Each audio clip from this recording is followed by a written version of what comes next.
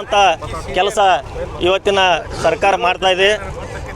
ಯಾಕಂದ್ರೆ ಒಂದು SIT ಒಂದು ನೇಮಿಸಿ ಅನೇಕ ಜಾಗಗಳನ್ನು ತೋರಿಸ್ಕೋತ ಒಬ್ಬ ಅನಾಮಿಕ ಹೊಂಟಾನಂದ್ರೆ ಅಂಥ ಪ್ರತಿಯೊಂದು ಜಾಗಗಳಲ್ಲಿ ಅಡ್ಕೋತ ಅಲ್ಲಿ ಅಷ್ಟು ಹಣ ಸಿಗ್ತಾವೆ ಇಲ್ಲಿಟ್ಟು ಸಿಗ್ತಾವೆ ಅಂತೇಳಿ ಅವನೊಬ್ಬನ ಮಾತು ಕೇಳ್ಕೊಂಡು ಈಗ ಅನೇಕ ಜಾಗದಲ್ಲಿ ಈಗ ಅಲ್ಲಿ ಅಗಿಯುವಂಥ ಕೆಲಸನ ಮಾಡ್ತಾ ಇದ್ದಾರೆ. ಆದರೂ ಕೂಡ ಇಲ್ಲಿವರೆಗೆ ಯಾವುದೂ ಒಂದು ಪ್ರೂವ್ ಕೂಡ ಈವರೆಗೆ ಸಿಕ್ಕಿಲ್ಲ ಅಲ್ಲಿ. ಆದರೆ ಇದರ ಅರ್ಥ ಈ ಧರ್ಮಸ್ಥಳ ನಮ್ಮ ಪವಿತ್ರವಾದ ಒಂದು ಹಿಂದೂ ಧರ್ಮ, ಹಿಂದೂ ದೇವಸ್ಥಾನ ಇವತ್ತು ನಮ್ಮ ಭಾರತ ಸಂಸ್ಕೃತ ನಿತ್ತೈತೆ ಅಂದ್ರೆ ಇವತ್ತು ನಮ್ಮ ಹಿಂದೂ ದೇವಸ್ಥಾನ ನಮ್ಮ ಭಾರತ ದೇಶದಲ್ಲಿ ಅತಿ ಹೆಚ್ಚು ಇರೋದ್ರಿಂದ ಒಂದು ಭಾರತ ದೇಶದಲ್ಲಿ ಒಂದು ಸಂಸ್ಕಾರ ಉಳಿದೈತಿ. ದೇವಸ್ಥಾನ, ಮಠ, ಮಂದಿರ, ಸ್ವಾಮೀಜಿಗಳು ಇರೋದ್ರಿಂದ ನಮ್ಮ ಸಂಸ್ಕಾರ ಭಾರತ ದೇಶದಲ್ಲಿ ಉಳಿದೈತಿ. ಅಂಥ ಒಂದು ಸಂಸ್ಕಾರ ಕೆಡಿಸುವಂಥ ಕೆಲಸ ಈಗಿನ ಸರ್ಕಾರದವ್ರು ಮಾಡಕತ್ತಾರೆ.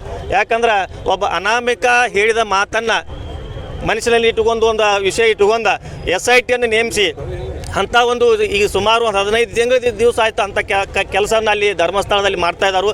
ಆದರೆ ಇಲ್ಲಿವರೆಗೂ ಯಾವುದೂ ಪುರಾವೆಗಳು ಸಿಕ್ಕಿಲ್ಲ. ಅದಕ್ಕೆ ಈ ಮುಖಾಂತರ ನಾವು ಎಲ್ಲರೂ ನಮ್ಮ ಭಾಗದ ಎಲ್ಲರೂ ಕೂಡ್ಕೊಂಡು DC ಅವ್ರಿಗೆ ಮನೆ ಕೊಟ್ಟು ಈ ಸರ್ಕಾರವನ್ನು ಒತ್ತಾಯ ಮಾಡೋಕ್ಕೆ ನಾವು ಈ ಸಂದರ್ಭದಲ್ಲಿ ಬಯಸ್ತಂತ ಈ ಸಂದರ್ಭದಲ್ಲಿ ಹೇಳ್ತೇನೆ.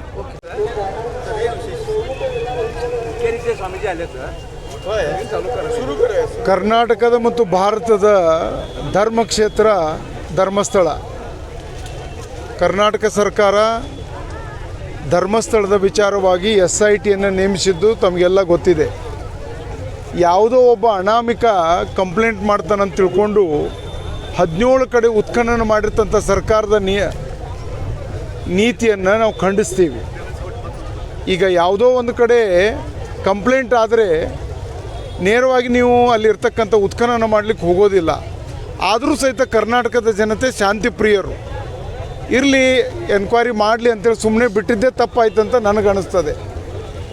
ಇವತ್ತು 17 ಕಡೆ ಉತ್ಖನನ ಮಾಡಿದರೆ ಯಾವುದೇ ಆ ಥರದ ಒಂದು ಪುರಾವೆಗಳು ಸಿಗದೇ ಇದ್ದಾಗಲೂ ಸಹಿತ ಮಾಧ್ಯಮಗಳಲ್ಲಿ ಇಲ್ಲ ಸಲ್ಲದ ಆರೋಪಗಳು, ಧರ್ಮಸ್ಥಳದ ಬಗ್ಗೆ ಹೇಳ್ತಕ್ಕಂಥ ಹೇಳಿಕೆಗಳು, ವೀರೇಂದ್ರ ಹೆಗ್ಗಡೆಯವ್ರ ಬಗ್ಗೆ ಹೇಳ್ತಕ್ಕಂಥ ಹೇಳಿಕೆಗಳು ಮತ್ತು ಒಟ್ಟು ಸರ್ಕಾರದ ನಿಲುವು, ಇದನ್ನೆಲ್ಲವನ್ನು ವಿರೋಧಿಸಿ ಇವತ್ತು ನಾವು ಈ ಒಂದು ಬೃಹತ್ ಪ್ರತಿಭಟನಾ ರ್ಯಾಲಿಯನ್ನು ಇವತ್ತು ಇಲ್ಲಿ ಮಾಡ್ತಾ ಇದ್ದೀವಿ.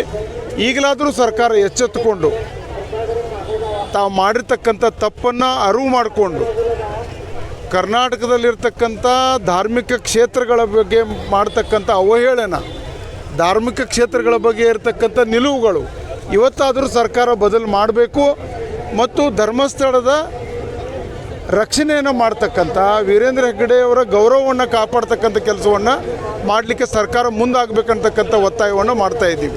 ಸರ್, ಈಗ SIT ತನಿಖೆಯನ್ನು ಸ್ವಾಗತಿಸ್ತೀರಾ ಅಥವಾ ವಿರೋಧ ಮಾಡ್ತೀರಾ? ನೋಡ್ರಿ, SIT ಇಲ್ಲಿವರೆಗೆ ಮಾಡಿದ್ದನ್ನು ಸ್ವಾಗತ ಮಾಡಿದ್ದೀವಿ ಅಂತೇಳಿ ಇದೆಲ್ಲ ಆಯ್ತಲ್ಲ. SIT ಸ್ವಾಗತ ಮಾಡಿದ್ದೀವಿ ನಾವು, ಯಾರೂ ಇಲ್ಲಂದಿಲ್ಲ.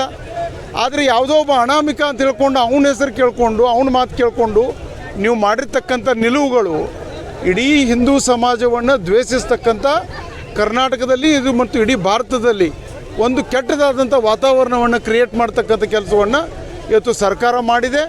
ಈಗಲಾದರೂ ಸರ್ಕಾರ, ನಾನು ನಿನ್ನೆ ಪರಮೇಶ್ವರ್ ಅವ್ರ ಕಡೆಯಿಂದ ಭಿನ್ನವಾಗಿರ್ತಕ್ಕಂಥ ನಿಲುವು ಪ್ರಕಟಣೆ ಮಾಡ್ತಾರೆ, ಅದಕ್ಕೊಂದು ತಕ್ಕದ ಶಾಸ್ತಿ ಮಾಡ್ತಾರೆ ಅಂತ ತಿಳ್ಕೊಂಡಿದ್ದೀವಿ. ಆದರೆ ಸರ್ಕಾರ ತನ್ನ ಹಳೆ ಚಾಳಿಗೆ ಇವತ್ತು ಗಂಟು ಬಿದ್ದಿದೆ. ಅದನ್ನು ವಿರೋಧ ಮಾಡಲಿಕ್ಕೆ ಇವತ್ತು ನಾವು ಪ್ರತಿಭಟನೆಯನ್ನು ಮಾಡ್ತಾ ಇದ್ದೀವಿ. ಸರ್, ಈಗ ಏನು ಮೊದಲಿನಿಂದ ವಿರೋಧ ಏನು ಧರ್ಮಸ್ಥಳ ಬಗ್ಗೆ ಈ ಥರ ಪ್ರಚಾರ ಏನು ಗಿಟ್ಟಿಸ್ಕೊಳ್ತಾ ಇದ್ರು, ಹಾಗೆ ತಿಮ್ಮರೋಡಿ ವಿರುದ್ಧ ಈಗ ನಾವು ತನಿಖೆಯನ್ನು ಮಾಡಿ ಪ್ರಕರಣ ದಾಖಲೆ ಮಾಡ್ತೀವಿ ಅಂತೇಳಿ ಈಗ ಹೋಮ್ ಮಿನಿಸ್ಟ್ರು ಒಂದು ಅಲ್ಲ ಹೇಳಿದ್ದಾರೆ, ಹೇಳಿಕೆ ಮಾಡಿದ್ದಾರೆ. ಆದರೆ ಅದು ನಿಜವಾಗಿ ಕಾರ್ಯಗತ ಆಗಬೇಕು. ಅನಾಮಿಕ ಯಾರು, ಅವನ ಹಿನ್ನೆಲೆ ಏನು, ಈ ಯಾರೋ ಒಬ್ಬರು ಅನಾಮಿಕ ಅಂತ ಹೇಳ್ಕೊಂಡು ಮುಖ್ಯಮಂತ್ರಿಗಳ ಮನೆಯಲ್ಲಿ ಶವ ಊತಿದ್ದೇನೆ ಅಂತ ಹೇಳಿದರೆ ನೀವು ಅಲ್ಲಿ ಹೋಗಿ ಉತ್ಖನನ ಮಾಡ್ತೀರಾ? ಕೇಳಬೇಕಾಗ್ತದೆ ಅವ್ರನ್ನ. ಇವತ್ತು ಅದು ಪಾರದರ್ಶಕ ಇರಲಿ ಅಂತ ಎಲ್ಲ ಪಾರದರ್ಶಕತೆಗೂ ಒಂದು ಲಿಮಿಟ್ ಇದೆ, ಅದಕ್ಕೊಂದು ಮರ್ಯಾದೆ ಇದೆ. ಯಾವನೋ ಒಬ್ಬ ಹೇಳಿಕೆ ಮಾಡ್ತಾನೆ ಅಂತೇಳಿ ಈ ಥರದ ಉತ್ಖನನ ಮಾಡ್ತೀವಿ ಅಂದರೆ ಅದನ್ನು ಖಂಡಿಸ್ತೀವಿ. ಈಗಲಾದರೂ ಸರ್ಕಾರ ಸ್ಪಷ್ಟತೆಗೆ ಬರಬೇಕು ಮತ್ತು ಇವತ್ತು ಅಸೆಂಬ್ಲಿಯಲ್ಲಿ ತನ್ನ ಸ್ಪಷ್ಟವಾಗಿರ್ತಕ್ಕಂಥ ನಿಲುವನ್ನು ಸರ್ಕಾರ ಪ್ರಕಟಿಸಬೇಕಂತೇಳಿ ಒತ್ತಾಯ ಮಾಡ್ತೀವಿ. ಸರ್, ಈಗ ಇವತ್ತೇನು ಪ್ರತಿಭಟನೆ ಮಾಡ್ತಾ ಇದ್ದೀವಿ, ಯಾರ ವಿರುದ್ಧ ಮತ್ತು ಯಾಕೆ?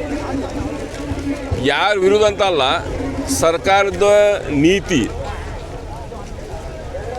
ಯಾಕಂದ್ರೆ ನಾವು ಒಂದು ಉದಾಹರಣೆ ಹೇಳ್ತೀವಿ, ಯಾವಲ್ಲೇ ಗ್ರೇವ್ ಯಾರ್ಡ್ನಲ್ಲಿ ಅಲ್ಲಿ ಹೋಗಿ ಹಡ್ಡಬೇಕು ತೆಗಿಬೇಕಂದ್ರೆ ಒಂದು ಕೃಷಿ ಇರುತ್ತೆ, ಕೋರ್ಟ್ ಪರ್ಮಿಷನ್ ಇರ್ತದೆ, ಎಲ್ಲ ಇರ್ತದೆ.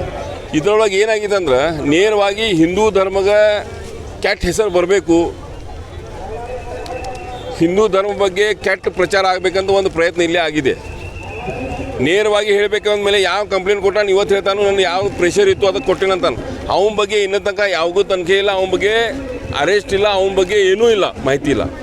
ಹೀಗಾಗಿ ಒಟ್ಟಾರಾಗಿ ಹೇಳಬೇಕಂದ್ಮೇಲೆ ಒಂದು ಎಲ್ಲಿರ ಹಡ್ಬೇಕಂದ್ರೆ ಒಂದು 10-15 ಫುಟ್ ಹಡ್ತಾರೆ, 20-20 ಫುಟ್ ಹಡ್ಡಿ 13 ಜಾಗ ಮೇಲೆ ಹಡ್ಡಿದ ಮೇಲೆ ಒಂದು ಸ್ಕಲ್ ಸಿಕ್ಕ ಮೇಲೆ ಆ ಸ್ಕಲ್ವನ್ನು ಪುರುಷದ ಇರ್ತಿತ್ತು. ಕಂಪ್ಲೇಂಟ್ ಕೊಟ್ಟದೇನು ಮಹಿಳೆಯರದು ಐತಿ, ಬಾಲಕರ ಐತಿ, ಬಾಲಕಿಯರದು ಐತಿ ಅಂತ ಹೇಳ್ತಾರೆ. ಇಷ್ಟು ಬಂದ್ರೆ ಸರ್ಕಾರ ಕಡೆಯಿಂದ ಇದರ ಬಗ್ಗೆ ಖಂಡನೆ ಇಲ್ಲ. ಎಷ್ಟು ಇಲ್ಲಿ ಸ್ಪಾಟ್ಗಳು ಈಗ ಚೇಂಜ್ ಆಗಿದ್ದಾವೆ, ಕೆಲವೊಂದು ಕಡೆ ಗಿಡಗಳು ಬೆಳೆದಿದ್ದಾವೆ, ಇನ್ನು ಕೆಲವೊಂದು ಕಡೆ ರೋಡ್ಗಳಾಗಿದ್ದಾವೆ. ಹಾಗಾಗಿ ನನಗೆ ಗುರುತಿಸ್ಲಿಕ್ಕೆ ತೊಂದರೆ ಆಗ್ತಾ ಇದೆ, ನಾನೇನು ಮಾಡಲಿ ಅಂತ ಇದ್ದಾನೆ. ಅಲ್ಲ, ಇವತ್ತು ಇವ್ನು ಹೇಳ್ತಾನೆ ನಾಳೆ ಸಿದ್ದರಾಮಯ್ಯ ಮನೆಗೆ ಹೋಗ್ತಾನೆ, ನಡೀತೈತಿ, ನಮ್ಮ ತಲೆಯು ಕೆಟ್ಟೈತಿ, ಅವ್ನ ತಲೆ ನೋಡ್ಬೇಕಲ್ಲ ಅವರು. ಇವತ್ತು ಹಂಗೆ ಹೇಳ್ತಾನೆ, ಅವ್ರು ನಾಳೆ ಸಿದ್ದರಾಮಯ್ಯ ಮನೆಗೆ ಹೋಗ್ತಾನೆ, ಅವಾಗ ಹಡ್ತಾರೆ, ಹಡ್ಡಕ್ಕೆ ಪರ್ಮಿಷನ್ ಕೊಡ್ತಾರೇನು? ಅವನ ಬಗ್ಗೆ ಚೌಕಸಿ ಮಾಡಿರಿ, ಅವ್ನ ಬ್ರೇನ್ ಚೌಕಸಿ ಮಾಡಿರಿ, ಮಾಹಿತಿ ತೊಗೋರಿ, ನಂತರ ಹಡ್ರಲ್ಲ. ಸುಮ್ಮ ಏನ್ರಿ ಹೇಳ್ತಾನೆ ಅಂದಮೇಲೆ ನೀವು ಅದೇ ಹೇಳ್ತಿಲ್ಲ. ಉದಾಹರಣೆ ಬೆಳಗಾವಿನಲ್ಲಿ 10 ವರ್ಷ ಹಿಂದೆ ನಾ ಕಂಪ್ಲೇಂಟ್ ಕೊಟ್ಟಿದ್ನಿ, ಇಲ್ಲಿ ಮರ್ಡರ್ ಆಗಿತ್ತು. ಹಡ್ಡ ಕೋರ್ಟ್ ಪರ್ಮಿಷನ್ ತೊಗೊಳ್ಳೋ ತನಕ ಹಡ್ಡ ಕೊಡಲಿಲ್ಲ. ಇಲ್ಲಿ ಏನಾಯ್ತು, ಕೋರ್ಟ್ ಪರ್ಮಿಷನ್ ಕೊಡೋ ಟೈಮ್ ಏನೇನು ಕಂಡೀಷನ್ ಹಾಕ್ತಾರೆ ನಮ್ಗೆ ಗೊತ್ತದ. 10 ಫುಟ್ ಹಡ್ಬೇಕು, ಇಷ್ಟು ಹಡ್ಬೇಕು, ಶಿಖರ ಎಲ್ಲ ಹೀಗೆಲ್ಲ ಕಂಡೀಷನ್ ಹಾಕ್ತಾರೆ. ಇದ್ರೊಳಗೆ ಏನಾಯ್ತು, ಏನೂ ಚೌಕಸಿ ಇಲ್ಲ, ಡೈರೆಕ್ಟ್ ಹಡ್ಡ ಕೊಡ್ತಾರೆ. ಒಂದೆಲ್ಲ 2 13 ಒಂದು 3 ಆದಮೇಲೆ ನೀವು 4 ಆದಮೇಲೆ 5 ಆದಮೇಲೆ ಅದರ ಅವ್ನು ಯಾವ ಕಂಪ್ಲೇಂಟ್ ಅವ್ರ ಬಗ್ಗೆ ಡೌಟ್ ಬರಬೇಕು, ಚೌಕಸಿ ಮಾಡಬೇಕು, ಏನೂ ಇಲ್ಲ. ಅಪಪ್ರಚಾರ ಮಾಡೋದು, ಹಿಂದೂ ಧರ್ಮದ ಬದನಾಮ ಮಾಡೋದು ಕೆಲಸವನ್ನು ಮಾಡಿದಾರು. ನಾವು ಖಂಡಿಸ್ತೇವೆ. ಸರ್ಕಾರನವರು ಮಾಫಿ ಕೇಳಬೇಕು.